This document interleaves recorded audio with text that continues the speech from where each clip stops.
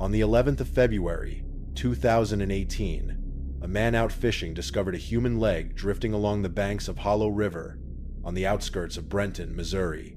More body parts began surfacing in nearby cities. After forensic examination, they were confirmed to belong to the same woman. The victim was identified as Emily Saunders, 29 years old, an accountant working for a fire safety equipment company. Emily had gone missing 2 days before her remains were found. Her family hadn't noticed, as she lived alone and often worked late into the night. Detective Emma Gray was assigned to the case, and from the very first night after reviewing the case file, she began having the same recurring dream. Emily, standing in a dark hallway, wearing white, her face blurred, silent, pointing at a red door at the end of the corridor. Emma initially dismissed it as stress-induced, but one day, returning to the old warehouse building to retrieve more evidence, she froze in front of a red door that looked exactly like the one from her dream. Behind that door, in a long-forgotten storage room, they found a dusty metal box. Inside were a blood-stained note, a faceless doll, and a gas station receipt from a station near St. Plaque.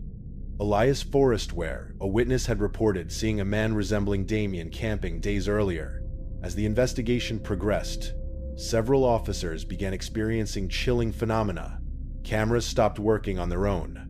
Handprints appeared on glass with no one around, and icy gusts of wind swept through sealed hallways. During one search, Emma sat exactly where she had seen herself in the dream and noticed faint outlines of a hand on the wall, Emily's hand pointing toward an abandoned locker. Inside, they discovered evidence indicating that Emily had been lured and murdered right there. Following the gas station receipt, the team tracked Damien to St. Elias Forest. On the way, their radios glitched, and flashlights repeatedly failed. One officer claimed he heard a woman sobbing in the trees, but no one else heard it.